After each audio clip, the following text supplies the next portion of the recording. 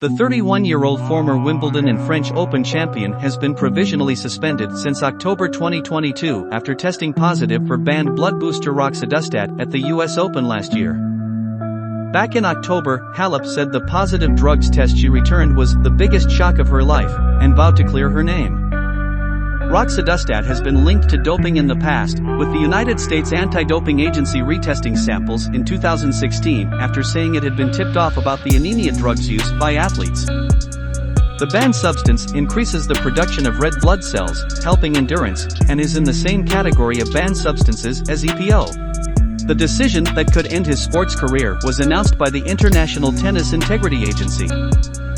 ITIA can confirm that an independent tribunal has suspended Romanian tennis player Simona Halep for a period of 4 years following breaches of the tennis anti-doping program, TADP. Two-time Grand Slam title champion Halep, 31, was charged with 2 separate breaches of the TADP.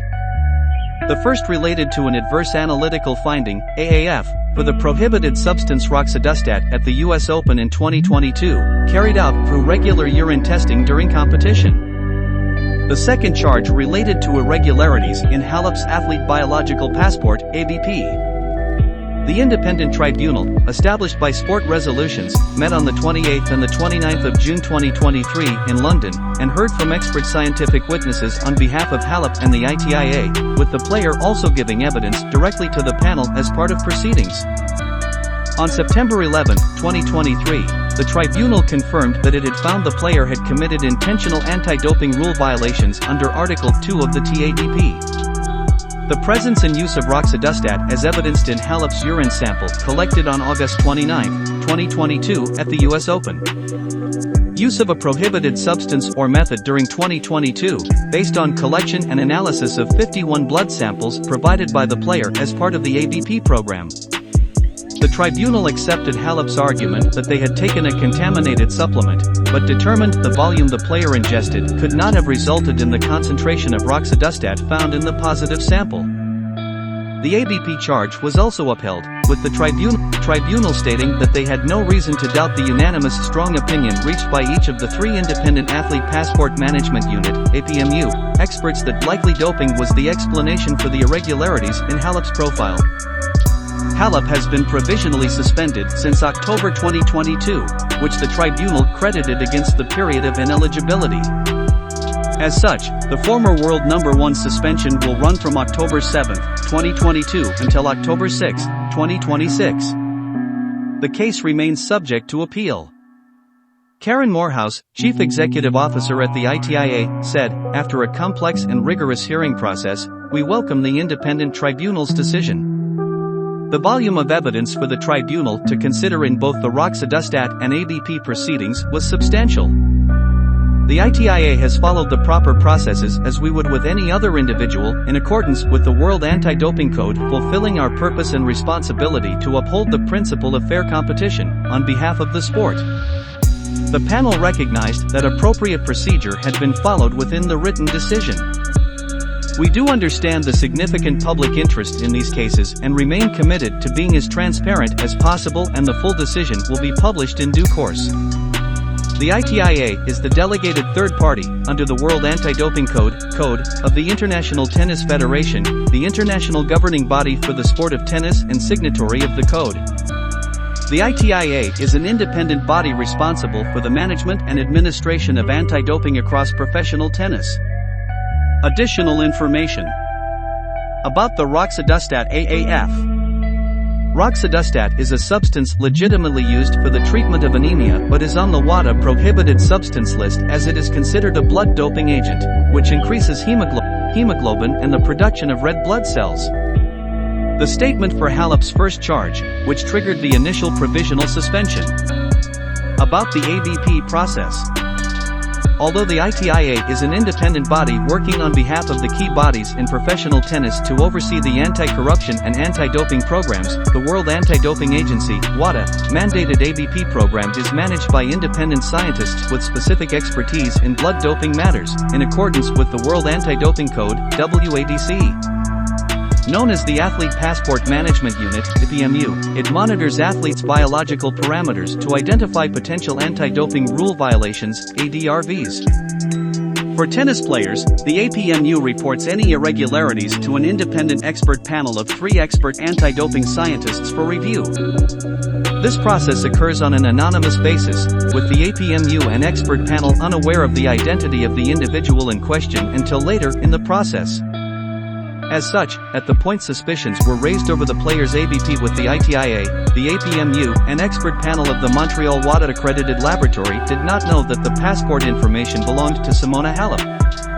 The statement for Halep's ABP. About the hearing.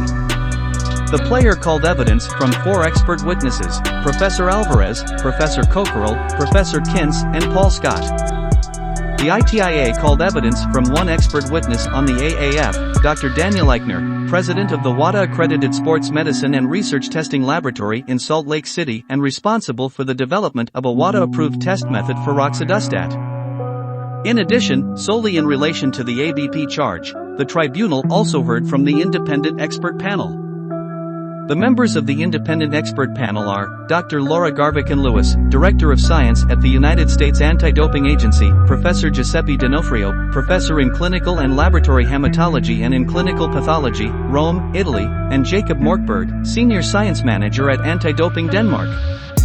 The independent tribunal received approximately 8,000 pages of scientific and other evidence from the player and the ITIA. Simona's answer did not take long to appear.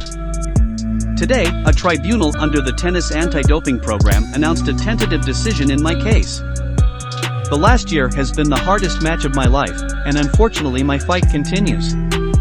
I have devoted my life to the beautiful game of tennis. I take the rules that govern our sport very seriously and take pride in the fact I have never knowingly or intentionally used any prohibited substance. I refuse to accept their decision of a 4-year ban. In a 126-page report, the tribunal found that I committed both charges brought by the International Tennis Integrity Agency, ITIA, an in-competition positive urine test for a prohibited substance and a breach of the Athlete Biological Passport Program. My representatives and I presented the ITIA and the tribunal with compelling evidence in support of my defense, including multiple legitimate questions regarding the conclusions reached around my Athlete Biological Passport, ABP testing.